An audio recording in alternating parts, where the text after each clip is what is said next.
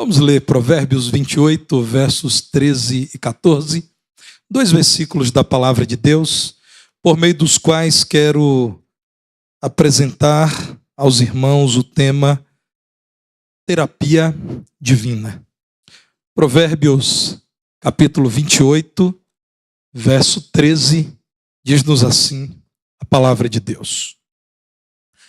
O que encobre as suas transgressões jamais prosperará, mas o que as confessa e deixa alcançará misericórdia.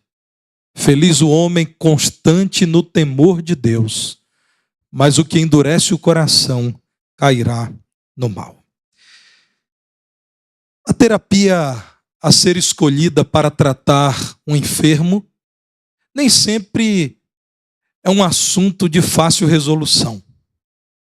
Há quem, observando um enfermo, sugira uma terapia tradicional. Há quem insista numa terapia dessas chamadas de alternativas. Há quem diga que a terapia para a mesma pessoa precisa contemplar medicamentos e certos complementos a estes medicamentos. Há quem diga que não, que apenas a utilização de fármacos é suficiente. Para a mesma enfermidade, diferentes profissionais da área da saúde, diferentes terapeutas, por vezes opinam sobre diferentes terapias. A terapia como a administração de um tratamento que possa conduzir o enfermo à cura. Essa dúvida é comum. É por essa razão que, por vezes, necessitando de um dermatologista, após a consulta com aquele profissional, nós decidimos ouvir um outro, uma segunda opinião, uma terceira opinião. Isso é bom, isso é saudável, isso é desejável.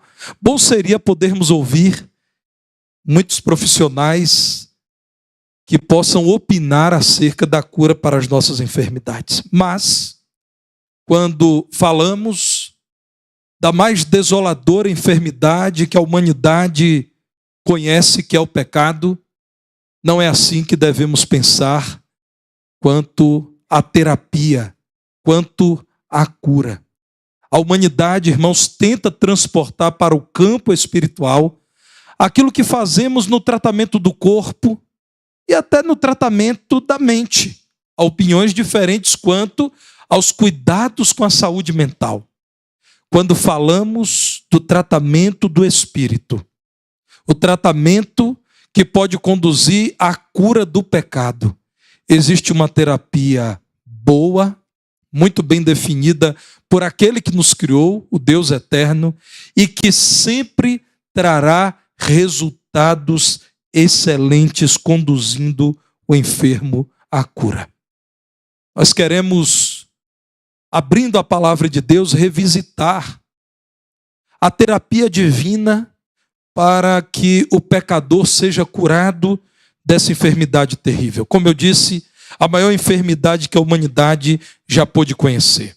Já no princípio da história, o livro de Gênesis, no capítulo 3, especialmente os versos 9 e 10, nos apresenta a tentativa de Adão e Eva de fuga frente ao Criador. Tendo pecado, desobedecido ao Senhor, se esconderam, tentaram fugir da terapia divina para a cura do pecado. Em Gênesis 3, no verso 9, o Senhor Deus chamou ao homem que já tinha pecado e lhe perguntou: onde estás? A pergunta do Senhor é: o que aconteceu com você? Em que estado você, Adão, e você, Eva, se encontram? A resposta do homem ao Senhor no verso 10 é: ouvi, Senhor, a tua voz no jardim, e porque estava nu tive medo e me escondi. Medo do Senhor, porque o pecado é reprovado pelo Deus que nos criou. Medo de lidar com as consequências do pecado, porque Deus, que é justo e santo, porque nos ama, estabelece algumas consequências para aquele que escolhe pecar. Um homem pode escolher passar uma noite inteira alcoolizando-se. O que ele não pode escolher é não ter que lidar com as consequências dessa sua decisão. Uma mulher pode escolher utilizar o seu corpo para a prostituição, que ela não pode. É apenas se prostituir e não colher os frutos da impureza. Ainda em Isaías, no capítulo 59, muito especialmente no verso 2, encontramos o profeta da parte do Senhor diagnosticando as consequências do pecado. Ao falar para um povo rebelado contra Deus, Isaías diz: as vossas iniquidades, isto é, as vossas sujidades, os vossos pecados, as vossas rebeliões contra o Senhor, fazem separação entre vós e o vosso Deus. E os vossos pecados, lembrem-se de Gênesis, irmãos, encobrem o seu rosto de vós, para que vos não ouça. O pecado, como rejeição ao plano de Deus, é a declaração triste e infeliz de independência do homem. Mas, ao mesmo tempo, a colheita é de subserviência ao senhor do pecado, que é Satanás. O pecado nos oferece a possibilidade de autonomia, mas nos entrega escravidão, porque existe um ser espiritual, o Senhor das trevas, o arqui-inimigo do nosso Deus, que não nos pede licença. A quem se afasta do Senhor, ele toma para si. Essa mensagem da palavra de Deus é necessária para indivíduos, pessoas que têm vivido no pecado e que precisam ser curadas para que voltem a ter saúde espiritual. Mas é também, irmãos, a mensagem para igrejas que pecam contra o Senhor, ou por se omitirem na pregação da verdadeira mensagem, ou porque estão praticando aquilo que o Senhor condena e precisam se arrepender para que sejam restauradas à condição de parte do corpo de Cristo. Esta é uma mensagem também para nações. E como eu sou brasileiro, é claro que eu penso imediatamente em meu país, em como a minha pátria tem provocado a ira de Deus e tem celebrado o pecado e tem praticado a injustiça. E porque Deus é justo, não é possível que não haja consequências sobre a nossa nação. Esta é uma mensagem que se aplica também a um povo, para o qual devemos dizer com autoridade: arrependa-se e creia no Evangelho, para que vocês experimentem tempos de refrigério pela presença do Senhor.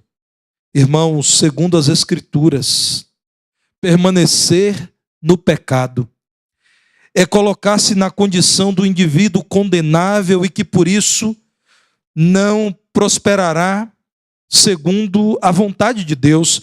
Voltem a olhar para o texto lido inicialmente de Provérbios 28:13, e é o que a palavra de Deus diz: quem se esconde do Senhor e quem faz de conta que tudo vai bem quando a sua vida vai muito mal porque está dirigida pelo pecado, jamais prosperará.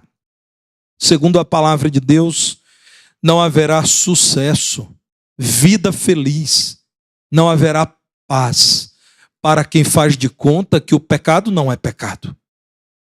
É uma das artimanhas do inimigo, é tentar relativizar a verdade. É próprio de Satanás fazer isso. Satanás é capaz de nos levar a duvidar se um homem é homem. É homem ou mulher? Está muito claro que um homem é um homem. Satanás é capaz de nos levar a duvidar se mentir é ruim mesmo. Será que mentir não é um recurso da nossa língua? Irmãos, um dos grandes desafios do nosso tempo é que a verdade tem sido alvo de toda espécie de dúvida. Existe entre nós uma certeza cultivada de que não há mais certezas. A palavra de Deus diz que sim, que existe um conjunto de atitudes, de decisões, de escolhas que são a rejeição ao plano de Deus. Isso é pecado. E como você está participando do culto de uma igreja bíblica, nós diremos a você com toda clareza: o pecado é a rebeldia diante de Deus. Pecar é rejeitar o plano de Deus que é bom para a sua vida. Pecado é escolher aquilo que te destrói. E como nós cremos firmemente que Jesus Cristo quer te dar vida e vida em abundância, nós queremos te convidar a pensar com clareza na sua condição diante de Deus. Porque o homem que permanece no pecado, como eu disse, não viverá feliz, viverá adoecido. Há um plano de saúde elaborado por Deus para fazê-lo vencer a debilidade do pecado. Esta terapia é apresentada aqui no livro dos Provérbios. E a primeira parte dessa terapia, irmãos, é o arrependimento sincero. Verso 13, o que as confessa. Confessa o quê? As transgressões, os desvios, as teimosias. O que as confessa e deixa alcançará misericórdia. Você tem pecado contra o Deus eterno, santo, verdadeiro, justo. Você precisa arrepender-se com sinceridade e precisa fazer isso ainda hoje. O arrependimento sincero, irmão, sempre começa com o reconhecimento do indivíduo de que a sua natureza é pecaminosa. Esse é um outro estímulo que só o Evangelho te dá. Porque esse mundo te dirá várias vezes que você é maravilhoso. Esse mundo dirá a você que você é admirável. Dirá a você que você tem uma melhor versão a apresentar a cada novo dia. O Evangelho te diz algo diferente. Porque o Evangelho está comprometido com você e não com a plástica da nossa sociedade. 1 de João 8 diz: se dissermos que não temos pecado nenhum, a nós mesmos nos enganamos e a verdade não está em nós. A palavra de Deus diz: se algum homem diz que não é pecador, está se enganando e mente. Satanás utiliza-se também deste argumento, de dizer: você é um bom moço. E todos sabem disso. As pessoas que te conhecem sabem que você é bem intencionado. Paga os seus impostos, fala a verdade, não pronuncia palavras indecorosas. Você é uma pessoa boa. Esse mundo, meu irmão, tentará dizer a você que, assim como eu, cresceu numa igreja evangélica, que você não se envolveu com as misérias desse mundo. Você é uma exceção à regra desse mundo apodrecido. O Evangelho diz que qualquer pessoa que olhando para si mesma diz: eu não tenho pecado, está se enganando e não conhece a verdade. Portanto, o primeiro passo, meu irmão, para que você seja tratado do pecado é admitir que a sua natureza é pecaminosa. Que Adão e Eva, lá no princípio, tornaram-se representação fiel daquilo que eu e você somos. Preste atenção nisso. Você que, como eu, é crente em Jesus Cristo há muito tempo e conhece a palavra de Deus. Você se lembra de quantas vezes você desobedeceu a palavra de Deus? Mesmo conhecendo-a, mesmo estudando-a, mesmo sabendo com clareza das ordens de Deus para a sua vida. Irmãos, nós já estamos salvos e seguros em Cristo e o nosso destino é o céu, mas nós ainda estamos nesse mundo e aqui, segundo a palavra de Deus, nós lutamos contra o próprio mundo, contra a carne e contra o diabo. Portanto, irmãos, não devemos nos enganar, acreditando que esse problema chamado pecado está resolvido. Não está. Infelizmente, Satanás, o nosso inimigo, nos ataca sem trégua. Esse mundo tenta nos ganhar insistentemente. A nossa carne, irmãos, a nossa carne é fraca. Portanto, é necessário que cada crente em Jesus admita: eu tenho uma natureza que me chama o tempo todo à rebeldia, ao pecado. É preciso reconhecer certas escolhas equivocadas que temos feito ao longo da vida. Particularmente, eu me espanto quando alguém idosa, uma pessoa idosa, diz: eu não me arrependo de nada que eu fiz ao longo da vida. Irmãos, eu fico espantado com isso. Quanta soberba, quanto orgulho, quanta loucura. Como é possível um ser humano tão limitado em suas percepções, com um coração tão influenciado pelo mal, num mundo como esse, dizer: depois de 80 anos de vida, eu não me arrependo de nada, eu faria tudo de novo? Meus irmãos, que insanidade! É sábio que alguém, ao olhar para a sua vida em oração, clame ao Senhor por discernimento espiritual para enxergar as escolhas erradas que tem feito. Quanta piedade, quanta espiritualidade há no coração de um crente que diz: Senhor, sonda-me, como cantamos aqui nessa noite. Sonda o meu coração, Senhor. Senhor, não me permita brincar com esse tipo de coisa séria. Vê se ainda algum caminho mau em mim, guia-me pelo caminho bom, pelo caminho do Senhor. Irmãos, não há nada mais espiritual do que um cristão que clama e chora diante do Senhor para que reconheça os seus erros. Quanto mais nos aproximamos do Senhor, mais notamos o quão fracos e débeis somos. É um contraste, irmãos. Quanto mais olhamos para o Senhor em sua glória e santidade, mais notamos a miséria do nosso ser. É necessário lamentarmos pelas consequências do nosso pecado.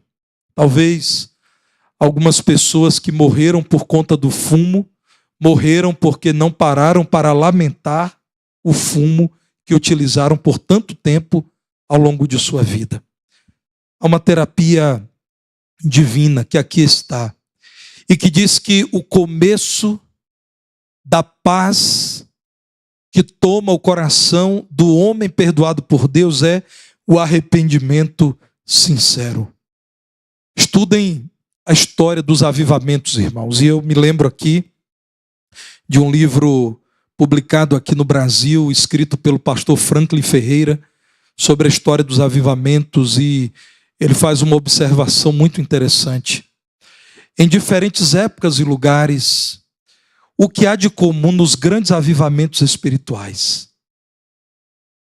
Uma das experiências comuns a todas as experiências de avivamento na história do evangelicalismo mundial é confissão de pecados.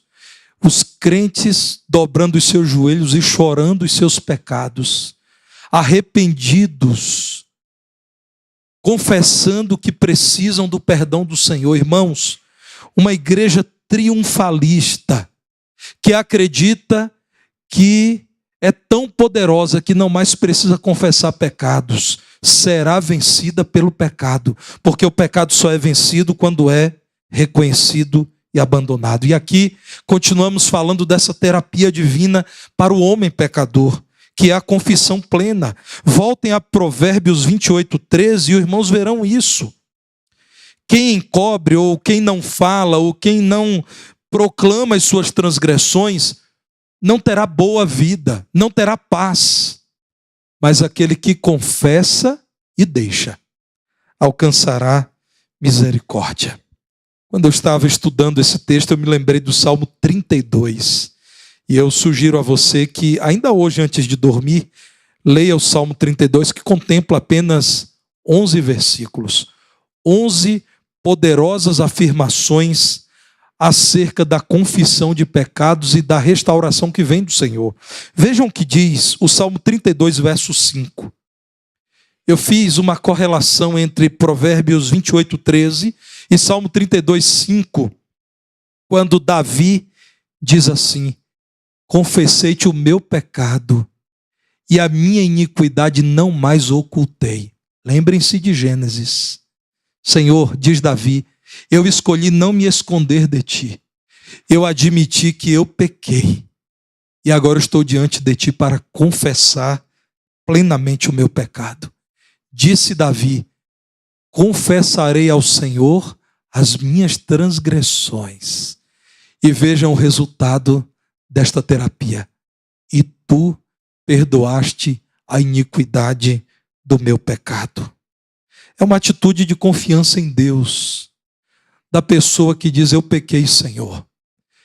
E como todo pecado é uma separação do Senhor, é uma rejeição ao plano do Senhor, é desagrado ao Senhor, eu estou aqui para dizer ao Senhor que eu confio no Senhor. Eu estou confessando porque acredito que do Senhor virá o perdão e a restauração. É claro que devemos também confessar ao irmão. Pecamos contra o irmão, nós devemos buscar o irmão e pedir perdão. Assim como confessamos ao Senhor, devemos confessar ao outro. A confissão plena envolve o desejo de abandonar o pecado cometido, ainda que em sua fraqueza, meu irmão. Ore ao Senhor dizendo: meu Deus, o meu desejo é abandonar o pecado. O meu desejo sincero é vencer a iniquidade, é agradar ao Senhor. E Deus ouve, meu irmão, a oração de um crente sincero. Ao coração quebrantado e contrito, o Senhor não despreza. E o salmista ainda diz: ó, provai e vede que o Senhor é bom. Então talvez você que está desanimado dizendo: pastor, eu já confessei e não consigo abandonar. Eu já reconheci, mas continuo sendo presa fácil. Eu quero te encorajar a abrir a boca e continuar falando ao Senhor. Eu quero te estimular a dizer isso ao Senhor. Existe algo que Deus não possa fazer? Claro que não. O Senhor pode te revestir de poder para que você não mais seja vencido, mas se torne vencedor. Diga isso ao Senhor: Senhor, eu já sei que eu pequei, eu já sei que eu não quero, mas eu sou fraco. Eu preciso que o Senhor, com o seu poder, estenda a mão e me ajude a vencer. Você verá que Deus tem prazer em ouvir e responder esta oração. A confissão plena significa que há um desejo de entrega ou de busca de uma nova vida. Então chegamos ao verso 14 de Provérbios 28. Feliz o homem constante no temor de Deus. Feliz, bendito, bem-aventurado, abençoado é aquele indivíduo que, arrependido, confessou ao Senhor, dizendo: eu quero prosseguir até a cura. Eu desejo experimentar nova saúde espiritual, constante, perseverante. Aquele que não dá um passo atrás, mas confiando no Senhor, continua buscando a terapia que vem de Deus. O verso 14, como é comum no livro dos Provérbios, apresentar contrastes, e isso nos chama a atenção para os polos da vida, normalmente temor ou rejeição à vontade de Deus. Então no verso 14 o contraste é: mas o que endurece o coração cairá no mal. Aquele que diz eu não. É para todo mundo essa mensagem, para mim não. Aquela pessoa que diz: eu sou uma exceção à regra, eu sou um crente muito bom e eu não me vejo nessa condição tão grave. Diz a palavra de Deus que esse coração endurecido levará esse indivíduo a cair no mal. Ele se verá traído por sua soberba. A terapia divina contempla esse tratamento, irmãos. Arrependimento sincero, confissão plena, mas também a mudança de atitude. E mudança de atitude é vista com temor a Deus. O que é temor a Deus? Talvez a mais simples e clara definição de temor a Deus seja grande reverência diante de Deus. É alguém que é reverente diante da presença de Deus e da voz de Deus.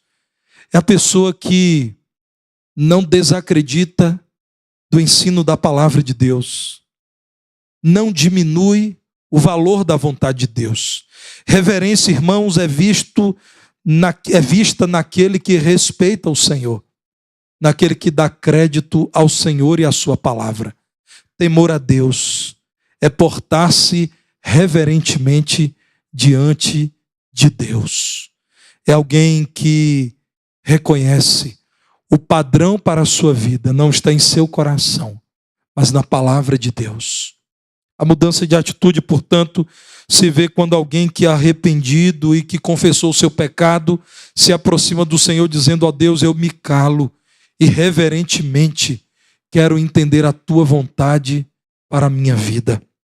A irreverência diante de Deus é própria de incrédulos, porque não sabem o que estão fazendo.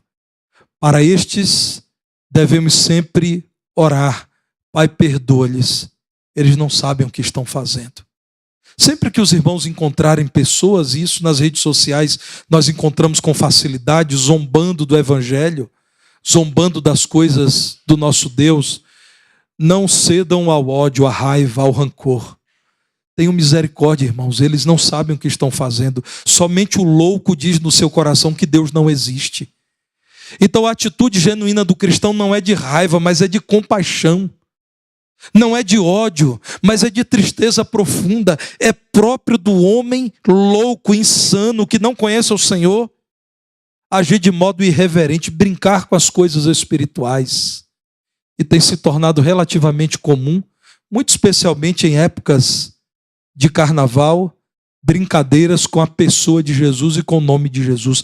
Não que eu identifique o meu Jesus com o boneco que é colocado na avenida do carnaval. Mas é triste ver como o nome de Jesus, fatos da vida e da obra de Jesus, referências ao nome de Jesus são utilizados por gente que zomba, gente baixa. E notem, irmãos, que isso é feito num contexto de baixeza, de pobreza, pobreza intelectual, pobreza espiritual, pobreza moral. É próprio do homem que não conhece ao Senhor agir de modo irreverente, como a criança que não conhece o poder da tomada, colocar o dedinho ali. Como é próprio da pessoa que não conhece a fúria do oceano se lançar de modo imprudente ao oceano. É próprio do homem que não conhece a Deus brincar com as coisas de Deus. Mas aquele que, arrependido, confessa o seu pecado, olha para o Senhor com grande reverência, com respeito, com admiração, com espanto. Firma novos compromissos. O homem constante no temor de Deus. Ele fez diante do Senhor o compromisso de não mais encobrir as suas transgressões, não mais racionalizar o pecado e criar justificativas para aquilo que é injustificável. Ele decidiu confessar, admitindo o seu pecado, e decidiu continuar perseverando no temor do Senhor. Isso também produz uma nova esperança. E aqui está a glória do Evangelho.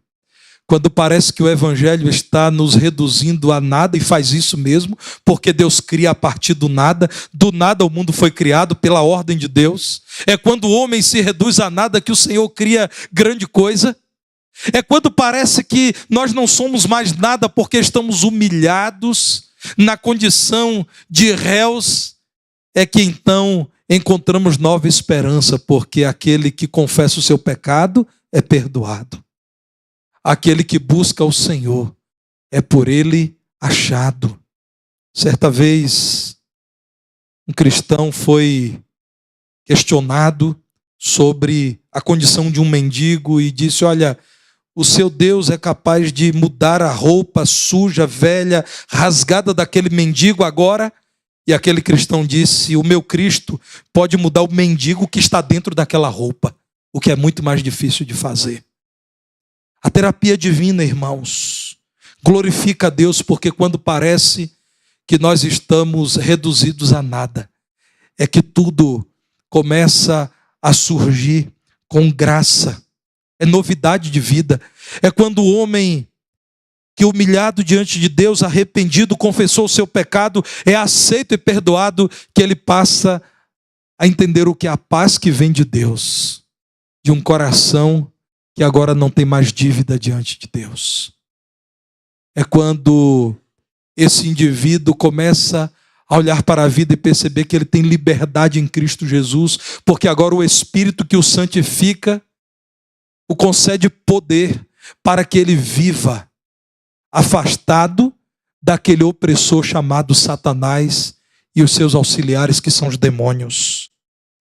Essa nova esperança que brota do coração do homem que se sente perdoado do seu pecado, perdoado da sua dívida, reconciliado com Deus, convidado a uma nova vida, e olhando para frente tem a perspectiva da eternidade, porque o Senhor terá consigo eternamente aqueles que são seus, e aqueles que são do Senhor já renunciaram ao mundo e os seus pecados. Meus irmãos queridos, olhem para a palavra de Deus. Existe uma terapia eficaz para que o homem pecador seja curado. Esta terapia aqui está posta para que o homem adoecido pelo pecado, por essa chaga tenebrosa, seja perdoado e tenha a sua vida restaurada integralmente. Me permita saturá-lo agora, e falo isso com uma perspectiva positiva, com promessas da palavra de Deus, acerca da restauração que é garantida para o homem sincero, para a igreja verdadeira, para a nação contrita que se arrepende e busca ao Senhor. Eu quero citar inicialmente o Salmo 32, agora os versos 1 e 2. Salmo 32, 1 e 2. Acompanhe essa promessa do Senhor. Bem-aventurado aquele cuja iniquidade é perdoada, cujo pecado é coberto. Bem-aventurado o homem a quem o Senhor não atribui iniquidade e em cujo espírito não há dolo. Bem-aventurado aquele de quem o Senhor diz: ele não tem mais essa dívida diante de mim. Essa dívida já foi paga. Jesus, ao se apresentar como sacrifício suficiente em favor do pecador, pagou com a sua própria vida, com o seu sangue, pela redenção do crente. É dessa pessoa que a palavra de Deus está dizendo: bem-aventurado aquele de quem o Senhor diz: esse não é mais culpado, porque esse já confiou naquele que pagou por todos os pecados dele. Esse já confiou no puro sangue de Jesus. Esse já recebeu as consequências da obra do Calvário. Agora veja o que diz o Salmo 103, verso 3. Que promessa bendita. É Ele quem perdoa todas as tuas iniquidades. Você prestou atenção nisso? Existe um Deus que nos oferece benefícios extraordinários. Aquele que pode perdoar todas as iniquidades, até aquelas mais constrangedoras, até aquelas mais humilhantes, até as mais incômodas, até aquelas que, se conhecidas pelas pessoas que estão à sua volta, te fariam mudar de país. Você não suportaria continuar vivendo no lugar em que vive. Ele perdoa todas as tuas iniquidades. É Ele quem sara todas as tuas enfermidades. Quem da cova redime a tua vida e te coroa de graça e de misericórdia. Meus irmãos, o Salmo 103 promete que não existe pecado que não possa ser perdoado pelo Senhor. Aquele que arrependido confessa o Senhor encontrará nele, como é dito aí, graça e misericórdia. O verso 4 diz: Ele te coroa, Ele te marca, Ele te adorna com graça e misericórdia. Você sabe o que é isso? Você sabe o que significa tal promessa? Um Deus que pode te oferecer todas as coisas, que de graça te restaura e que age com misericórdia, não age segundo aquilo que eu e você merecemos, porque agindo segundo aquilo que nós merecemos, estaríamos destruídos, irmãos. Irmãos, Deus é marcado por diversos atributos. Isso mostra o equilíbrio do caráter do nosso Deus. O Deus justo, que tem o direito de nos destruir, não faz porque Ele é também o Deus de toda misericórdia e de toda graça. Nós precisamos olhar para esse salmo e louvar a Deus, dizendo: Senhor, essa promessa é maravilhosa. Eu não tenho como comprar o teu favor. O Senhor de graça tem tido misericórdia da minha vida e me apresenta uma solução para um problema inicialmente insolúvel para a humanidade, que é o pecado. Mas eu ainda quero lhe citar o livro do profeta Miqueias. Miqueias capítulo 7, versos 18 a 20. No fechamento de um livro duro, livro de juízo, anúncio de castigos, condenação de Israel. Veja como o Senhor, cheio de graça, encerra a profecia ao seu povo. O povo que estava em pecado, mas que era amado por Deus. Irmãos, esse texto de Miqueias, a meu ver, encerra tudo aquilo que eu tenho para dizer aos irmãos nessa noite. Se alguém entre nós que tem vivido longe de Deus, nessa noite atenda o chamado do Senhor e aceite a cura que vem dele. Arrependa-se, confesse e goze de nova vida na presença de Deus. Aqui eu encerro tudo que eu poderia dizer. Para mim está muito claro citar Miqueias 7,18, que diz: quem, ó Deus, é semelhante a ti, que perdoas a iniquidade e te esqueces da transgressão do restante da tua herança. O Senhor não retém a sua ira para sempre, porque tem prazer na misericórdia. Tornará a ter compaixão de nós. Pisará aos pés as nossas iniquidades e lançará todos os nossos pecados nas profundezas do mar. Mostrarás a Jacó a fidelidade e a Abraão a misericórdia, as quais juraste a nossos pais desde os dias antigos. Louvado seja o nome do Senhor. Glória a Deus. O temor do Senhor, esse